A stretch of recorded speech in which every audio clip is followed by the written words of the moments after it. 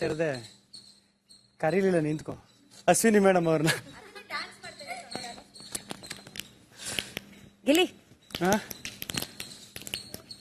ಬನ್ನಿ ಬನ್ನಿ, ಡ್ಯಾನ್ಸ್ ಎಲ್ಲ ಮುಗೀತು, ಬನ್ನಿ.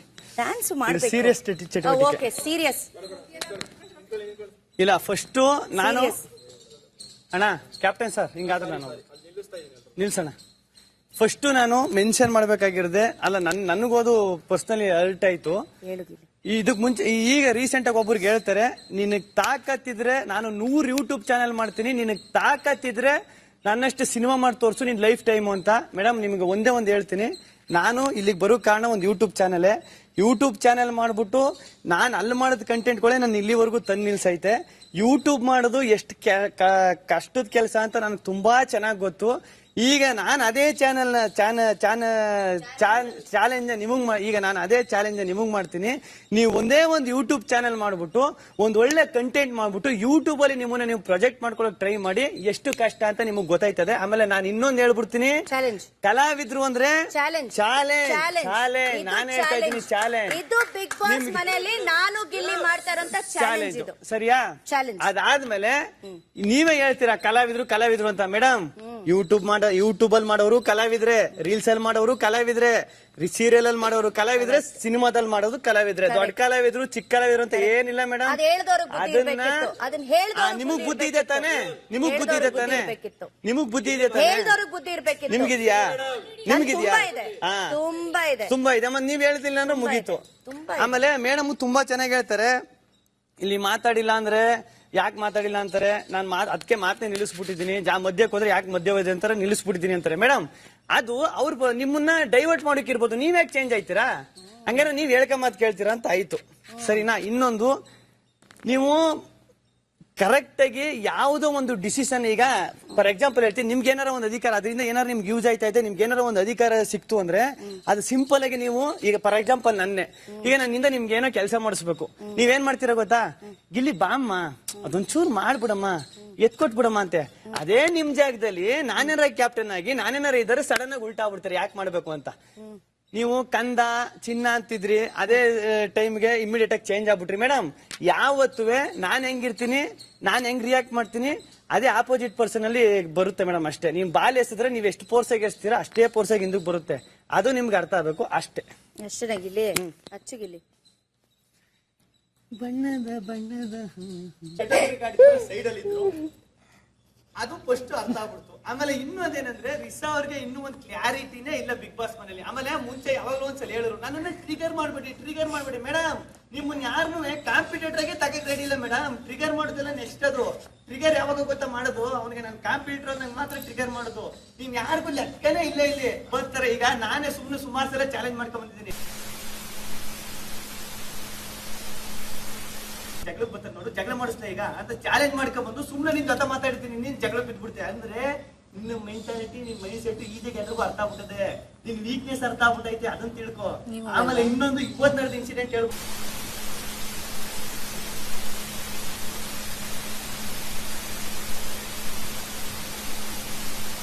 ಹೇಳ್ಬಿಡ್ತೀನಿ. ಏನೋ ಹೊಡೆದಲ್ಲ ನನಗೆ, ತಮಾಸೆಗೆ ಅಂತಲ್ಲ. ಈಗ ಅದೇ ತಮಾಸೆಗೆ ನಾನೇನಾರು ಎಷ್ಟು ರಪ್ಪ ಅಂತ ನೀನು ಹೊಡೆದಿದ್ರೆ ನೀನ್ ತಗತಿದ್ರ ಮೇಡಮ್? ಸಿಂಪಲ್ ಆಗಿ ಹೇಳ್ತೀನಿ, ನೀವು ಮಾಡಿದ್ರು ಮಾತ್ರ ಬಾತ್ರೂಮ್ ಒಳಗಡೆ ಹೋಗ್ಬಿಟ್ಟೆ. ನಾನು ಕಾಮಿಡಿ ಮಾಡಿದೆ, ಬಕೆಟ್ ತಗೊಂಡು ಬಾತ್ರೂಮ್ ಒಳಗಡೆ ನೀರ್ ಬಿಡ್ದೇನೆ ಕಾಮಿಡಿ ಮಾಡಿದೆ ಅಂತ. ನಾನು ಬಟ್ಟನೆ ಕಾಮಿಡಿಗೆ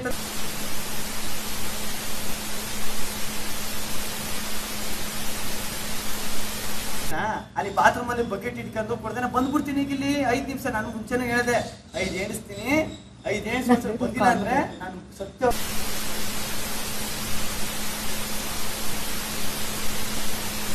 ಚಪ್ಪಲಿ ಸ್ಟ್ಯಾಂಡ್ ಅಲ್ಲಿ ಈ ಕಡೆ ಪಕ್ಕ ಇದು ಅದರಲ್ಲೇ ಹಾಕಿದ್ದು. ಇವ್ರು ಅದಕ್ಕೆ ಹತ್ಕೊಂಡು ಅಯ್ಯೋ ಅನ್ಕೊಂಡು ದೊಡ್ಡದು ಮಾಡ್ಬಿಟ್ರು, ಅಳುಗ್ ಸ್ಟಾರ್ಟ್ ಮಾಡ್ರು. ಸರಿ ಆಯ್ತು, ನಾನ್ ಚೀಪ್ ಒಪ್ಕತೀನಿ, ಇವ್ರು ಚೀಪ್ ಅಲ್ಲ ತಾನೆ, ಇವ್ರು ಅಫಿಸಿಯಲ್ ತಾನೆ, ನನ್ನ ಬಟ್ಟೆ ಚೆಲ್ಲಾಡಿದ್ರು. ಆಮೇಲೆ ಇನ್ನೊಂದು ಏನೋ ಬನೀನ್ ಹಾಕೊಂಡು ನೀನು ಇದನ್ ಮಾಡ್ತಾ ಇದ್ಯಾ, ಬನೀನ್ ಹಾಕೊಂಡು ನಾನು ಬಡವನ ತರ ಪ್ರಾಜೆಕ್ಟ್ ಮಾಡ್ತಾ ಇದ್ಯಾ. ಸರಿ ಮೇಡಮ್, ನಾನು ದೊಡ್ಡ ಶ್ರೀಮಂತನೇ, ಬಡವನೇ ಬನೀನ್ ಹಾಕಲ್ಲ ಮೇಡಮ್, ಶ್ರೀಮಂತನೂ ಬನೀನ್ ಹಾಕ್ತೀನಿ. ನಾನು ಶ್ರೀಮಂತನೇ ಮೇಡಮ್.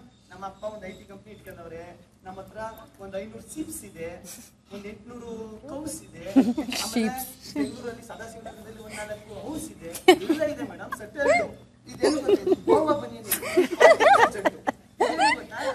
ಇಂಗ್ಲೆಂಡ್ ಪ್ಯಾಂಟ್ ಬಗೆಯಂಗೆ ಇಲ್ಲ, ಸುಮ್ಮನೆ ಬದ್ರು ಬಿಟ್ರೆ ಪಡೆ ಎಲ್ಲ ಉಳ್ಕೊಳ್ತದೆ. ಸರಿನಾ ಮೇಡಮ್? ಇನ್ನೂ ಒಂದ್ಸಲಿ ಕ್ಲಾರಿಟಿಯಾಗಿ ಹೇಳ್ಬಿಡ್ತೀನಿ, ಯಾರಿಗೂ ಕಾಂಪಿಟೇಷನ್ ಇಲ್ಲ.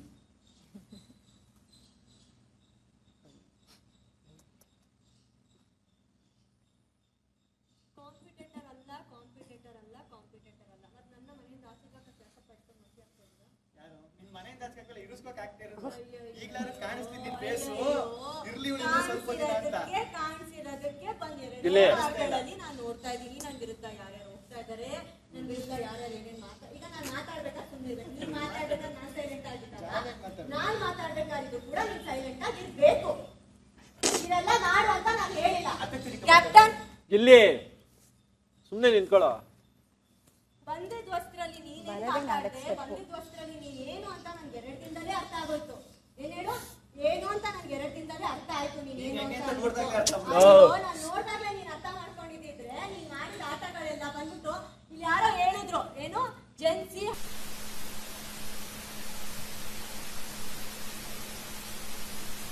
ನನ್ಗಿದ್ದೀನಿ ಅಥವಾ ನನ್ಗಂಗೇನೋ ಅವ್ನಿಗೆ ಇಷ್ಟ ಆಗುತ್ತೋ ಅಥವಾ ನನ್ನ ಲೈಫ್ ಸ್ಟೈಲ್ ಏನಿದೆ ಅಂತ ಅವ್ರು ಹೊರಗಡೆ ಬಂದು ನೋಡಿದಾರ, ನಾನು ಹೇಗಿದ್ದೀನಿ ಅಂತ ವ್ಯಕ್ತಿತ್ವಕ್ಕೆ. ಇಲ್ಲೇನಿದೆಯೋ ಅದ್ರ ಬಗ್ಗೆ ನಾವು ಹೇಳಿದ್ದು, ನಮಗೆ ಹೇಳ್ಬೇಕಾಗಿತ್ತು ಅದನ್ನ. ಇಲ್ಲಲ್ಲ ನಂದ್ ಯಾಕೆ ಆತರ ಅಲ್ಲಿ ಉತ್ತರ ಕೊಡ್ತಾ ಇದಾರೆ? ಇವ್ರು ಹೇಳ್ದಾಗ ಇವ್ರಿಗೆ ಹೇಳ್ಬೇಕು. ಇಲ್ಲಿ ಉತ್ತರ ಕೊಡ್ಬೇಕು. ನನಗೆ ಬಾತ್ರೂಮ್ ಅಲ್ಲಿ ನೀನ್ ಬಟ್ಟೆ ಅಂತ ಹೇಳಿದ್ರೆ ನಾನು ಇಮಿಡಿಯೇಟ್ ಇರುಗಿಲ್ಲಿ ನಾನು ಆಯ್ತು ಕೊಡ್ತೀನಿ. ನನಗೆ ನಿಜವಾಗ್ಲೂ ಬಾತ್ರೂಮ್ ಅಲ್ಲಿ ನೀನ್ ಬಟ್ಟೆ ಹಾಕ್ತಿ ಅಂತ ಕೇಳಿಸ್ತಾ ಇಲ್ಲ. 5 ಹೇಳಿಸ್ತೀನಿ ಅಂತ ಮಾತ್ರ ನೀನ್ ಹೇಳಿದ್ದು, 1 2 3 4 ಅಂತ ಹೇಳಿಸಿದ್ಯಾ. ನಾನು ಆಯ್ತು ಅಷ್ಟೊಳಗೆ ಹೋಗೋಣ ಅಂತಾನೆ ಇದ್ದಿದ್ದು.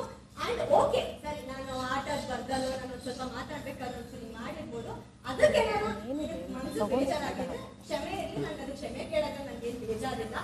ಸೊ ಬಟ್ ನಾನು ಮಾತಾಡೋದೇ ಹಿಂಗೆ, ನಾನು ಇರೋದೇ ಹಿಂಗೆ, ನಾನು ಏನು ಮಾಡೋಕ್ಕಾಗಲ್ಲ. ಆಮೇಲೆ ನನ್ನ ನೀವು ಒಪ್ಕೊಂಡಿದ್ದೀರಲ್ಲ, ಆಯ್ತು ಇವಳು ಹಿಂಗೆ ಮಾತಾಡ್ತಾರೆ ಡಮ್ಮಿ ಆಗಲ್ಲ ಅಥವಾ ಏನನ್ನ ಮಾತಾಡದೆ ಹೋದ್ರೆ ಅಥವಾ ಏನು ಅಂದಳಪ್ಪ ಏನು ಏನಂದ್ರೆ ಇವಾಗ ನೆನಪು ಶಕ್ತಿ ಇಲ್ವಾ?